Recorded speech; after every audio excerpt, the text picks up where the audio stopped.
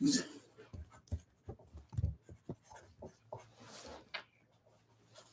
And then you've got to make sure the mic doesn't cover your face. Yeah. That's how you look over there. You could run your own podcast studio, couldn't you? Well, we do have, we recorded in Sydney, and we invite, I guess, over like yourself. Okay. Could we just do a test? Yeah. Like,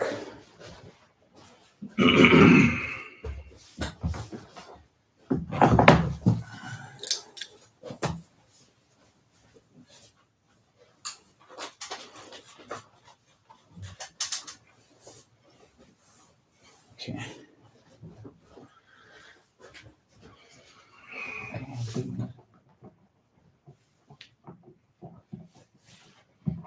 How often do you release your episodes? We're doing one, which it's just there's so much Yeah. that it's like you get overwhelmed with the amount of content you have. But we're literally doing like one a week, different guests. Yeah, So right. just boom, boom. How many have you got in the can now? Many. Really? Yeah. But we'll see. Like, what I'm doing is just bringing on more editors. Yeah. So like the more editors I can get in, punch it out. Yeah. because like you look at you see Diary of a CEO. I'm watching him. He's popping out weekly. Yeah. And like that high quality production. So what this will be like? What, a month away or something? I don't know. It depends. Yeah. Okay. Could be maybe we could have it sooner. But to be honest, because I like the studio vibe here. Yeah. Yeah, it's a good look, isn't it? Yeah.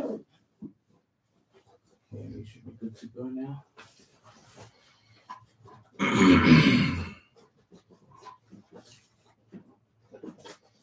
And yesterday's was a good chat. Yeah, so it was one of my clients. We've started a new show for him. So it was like the first episode. Yeah, excellent. So it was pilot, and obviously to do it, I'm just gonna move this stuff here. To do it in a place like here, Yeah, great. it's good. Yeah. And we should be good to go. Yeah, mic there, testing there. Okay, cool. Let me go. Get Emma. Yeah, I think she'll just push record and And then she'll come back when we tell her to come back. Yeah. Cool. So reception, right? Oh, should be out there somewhere. Yeah.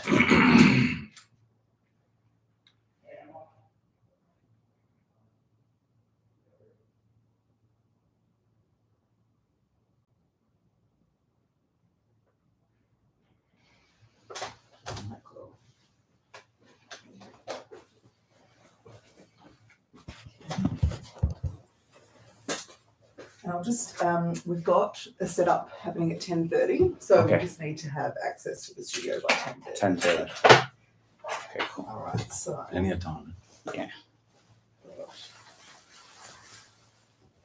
Just do a quick mic check. Yeah. Go. Alright. Do you want to take away? Do you want to wear the headphones or no? I think we're going to give No. give them a miss. I think. Hello, Yes. hello, Yeah. hello, hello, hello, Then you hello, can hello. just pop them on the floor underneath if that's Yeah, easier. sure. Yeah. Okay.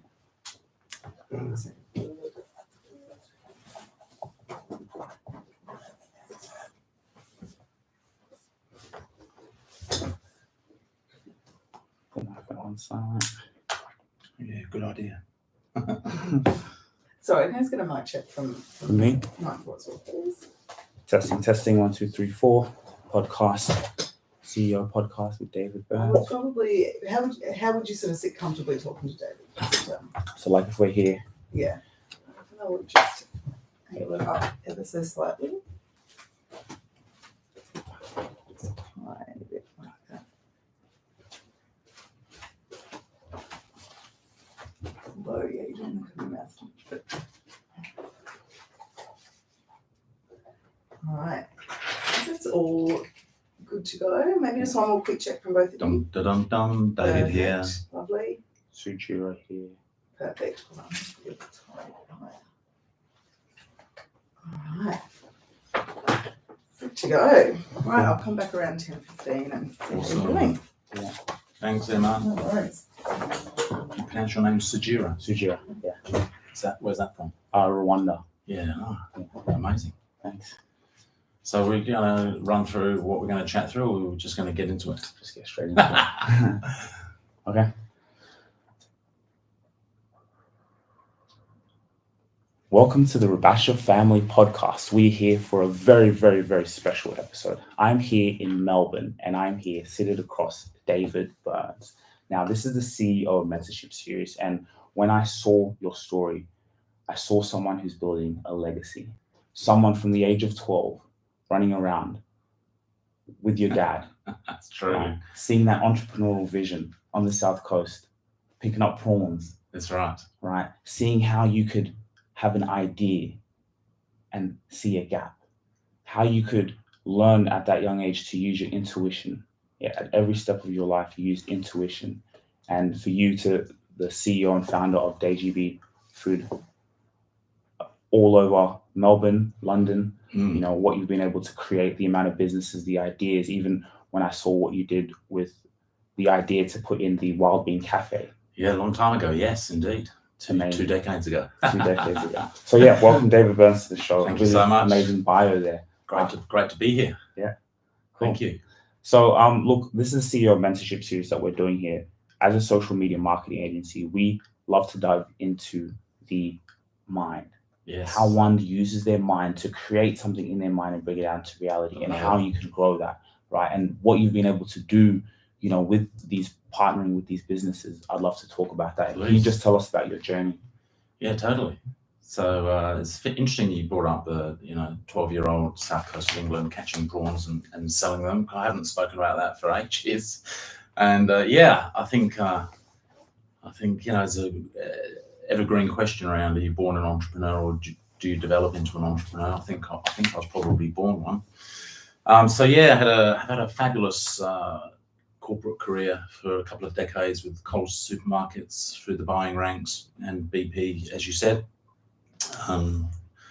Developing the Wild Bean Cafe for Australia back in 2004, and for almost a decade now, I've been running my own business, DJB Food Group, and Creme Design. So essentially, we develop new products and brands and help with distributing and marketing them into retail at the highest level.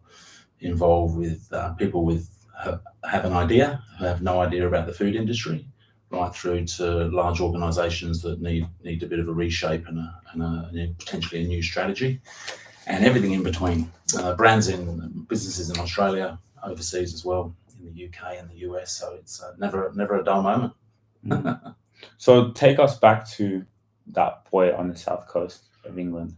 How did life grow up? What was your family like? Yeah, it's a really good question. I've spoken about this very recently, this week, in fact. I mean, very, very fond memories growing up on the South Coast of England, a little town called Eastbourne, near Brighton. Most people have heard of Brighton. Not many people have heard of Eastbourne, but it's about an hour away.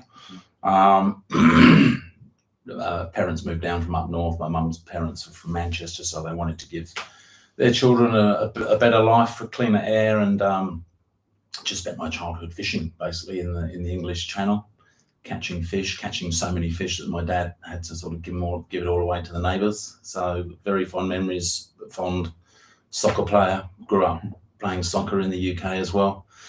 And then, when I got to sort of 17, 18, I got this very severe travel bug.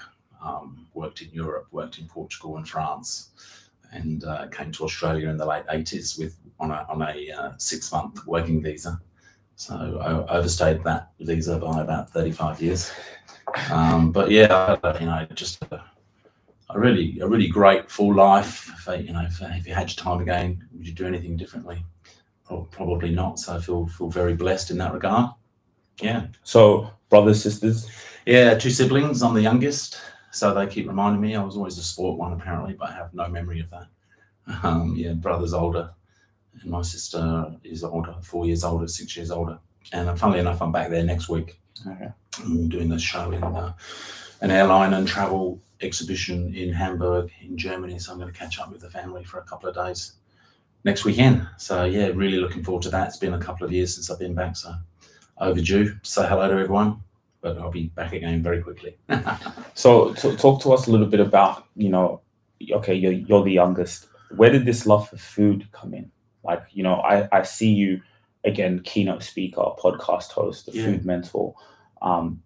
You've always been someone who's had that imagination to put yourself out there because Yeah. you're passionate. Yeah. So I see passion Yeah. with food and the love and the drive to help people get Yeah. from one place to another. So talk to us about, where did the love for Yeah. food come It's in? a great question. And I think subconsciously, I think part of it started with we had a very, very large back garden in England, in Eastbourne, unusually huge. And my dad was a mad gardener. In the summer, we'd have runner beans for breakfast, lunch, and dinner that he'd grow in the backyard, and marrows and strawberries. And I used to go with him to the market and help sell the produce in the summer. And I really loved that part. And he was a great cook as well. I was always helping him in the cook. And then that's actually how I started my career. I was actually a chef by trade for my first 10 years of my working life in the hospitality industry. And then obviously it was quite unusual, I guess, that I have actually been involved in the food industry in one way, shape or form, literally since I was 15 years old. I have had interests in other areas, but fundamentally that's my gig, is food and beverage. So your dad was a chef? No, he wasn't. He was a great cook domestically in the kitchen. Okay. He loved it. He used to have dinner parties, and I was always watching and helping him. What were some of the things he cooked? Oh, it was all the classic English stuff. Like, he loved roasts and casseroles, but he used to have this slow cooker that he'd cook something like all day long, and hopefully it was sort of good at the end of the day when you took the lid off at 6 o'clock. He was a mad walker, so he used to go walking and then come back at the end of the day, and had been cooking all day long, the casseroles. Yeah, big casserole man. And mum? Yeah, she cooked, but Dad, it was a small kitchen, right? So there's only really enough room for one person. So Dad did most of the cooking, but mum did as well. Yeah, and then sometimes they do the tango in the kitchen, cook together. Mhm. Yeah. Okay. Yeah. So you have a love for that. You're seeing your dad doing that. You're like, oh, I like it. It's cool. Yeah. Like, you liked it. And then, so you start working as a chef. I did. There was a huge hotel in my hometown called the Cavendish Hotel, 150 bedrooms, all the corners of the kitchen, the pastry kitchen. So I worked my way around there, just like fabulous experience. Loved the freedom, and progressed my career in that little space quite quickly as well. And then did some time in Europe. And then the story of transition goes like this. So I was in Melbourne doing the same, and Coles supermarkets were looking for a development chef to help develop the ready meals era, working with suppliers and developing recipes. And that was actually 1995, right at the beginning of the chilled meals era. And that was part of the buying team. And so I very quickly was sort of looking over, chatting to the buyers, thinking, I can do that as well. So I had a very sort of, call it, lucky break into the buying ranks of Coles, through originally being, a chef by trade, helping develop the recipes and meals. So it was a sort of crafty entrance into the retail corporate world. But quite quickly I'd loved the buying scene as well. So, and that was delicatessen and bakery.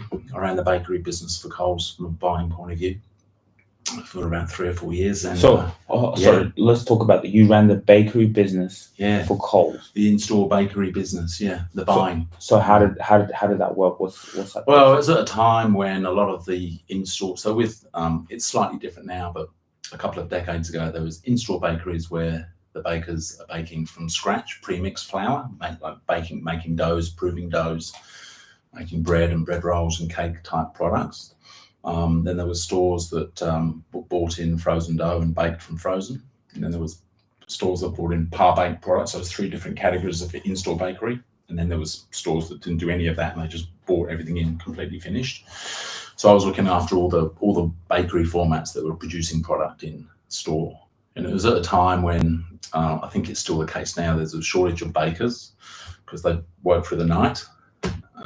So we developed a skills program with Goodman Fielder to train people up to be bakers, and started opening up these in-store bakeries. So I was on a 3-year trajectory of opening up the bakeries in Coles that had closed, and developing new recipes, and cranking up the in-store production at store level from between 2000 and 2003, so a long time ago. and learning the basic buying fundamentals at the same time. So it was absolutely fabulous experience. And you look at the bakeries in Coles now, still a great standard. Yeah. So it's one thing to go from a chef to then having that entrepreneurial mindset to going and starting businesses and building it, and not just being stuck in cooking the meals. So what was that transition like? How did you see that need to be able to go out and be a leader in the space? It's a good question. I think so. There's two parts to what I do. I guess there's and I think you just sort of learned this over time. There's a very strategic lens. So you're looking at the horizons of what could be next, and what does 3 years and 5 years and 10 years down the track look like. And I think I've become quite good at that. But also, given my background that we've spoken about already, I'm also can be right into the detail of developing products, what ingredients should be used, what's going to work, what's going to resonate with the consumer, and why isn't it going to resonate with the consumer, and why. So I think I've sort of found this really excellent niche of being able to play at both ends. So the tactical, what are we doing today, versus what does the horizon look like. And but having said that, obviously I'm still learning as well. The evolution of technology and the impact technology is having on the food industry is never stops. So you never think that you know everything, because I don't. But I've got some great experience and enormous amount of great case studies in recent times, in particular. We've had some brands that we've launched that have done exceptionally well. So yeah.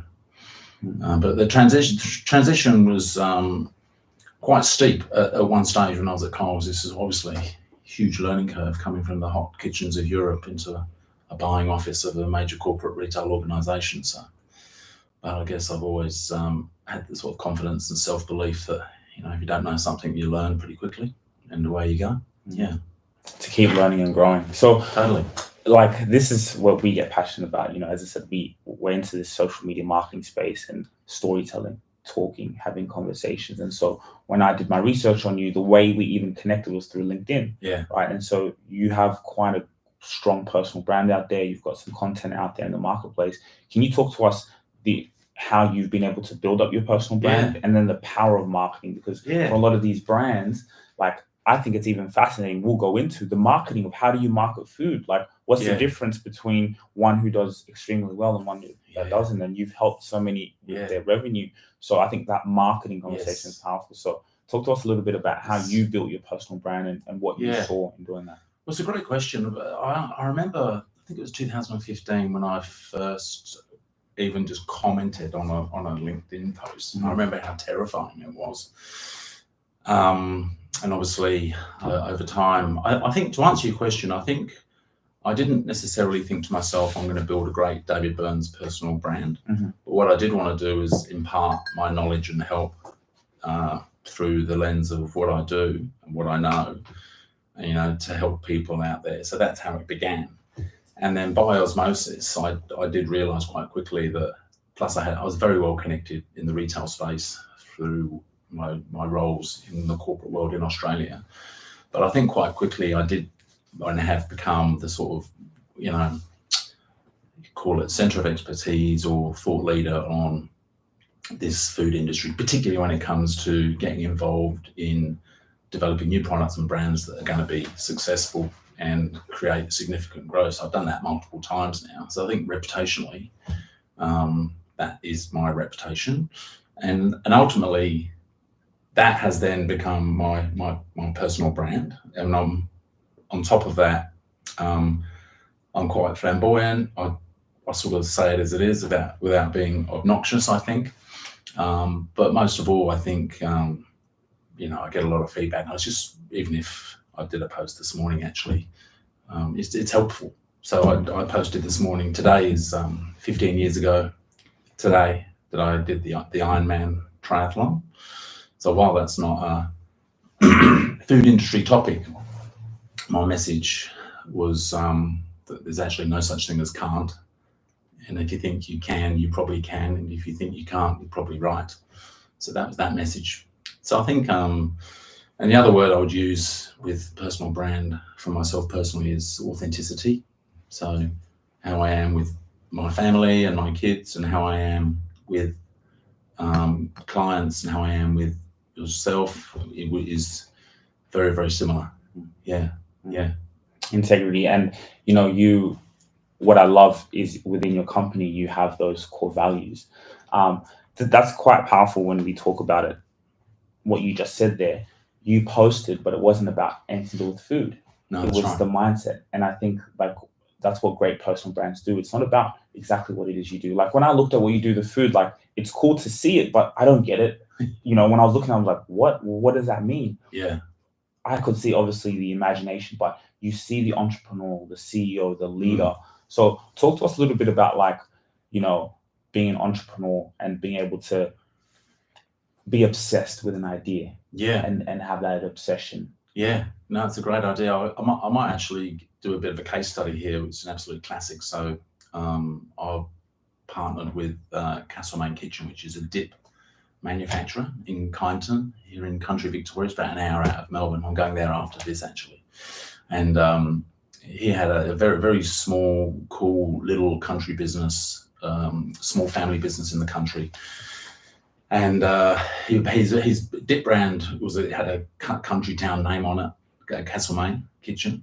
Castlemaine is a town in country Victoria, and it was just really tough. It was similar to all the other brands. It was in a plastic tub, and so we got together, stood in front of the dip fridge, and realised that there was an opportunity to do the opposite of what we were looking at, which was plastic tub, and everything was full of preservative, and everything looked the same. So we developed Australia's first dip range in a paper-based tub without the preservatives, and it looks totally different. And it's just been a totally amazing experience for three years.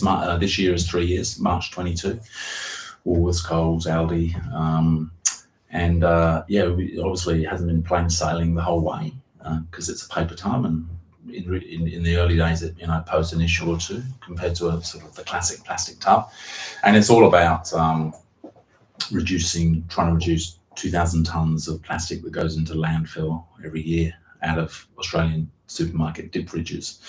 So yeah, that was a very intense idea in the beginning, and we were just relentlessly trying to bring that to market ASAP, and it took about 6 or 8 months, which isn't that long in the scheme of developing new products.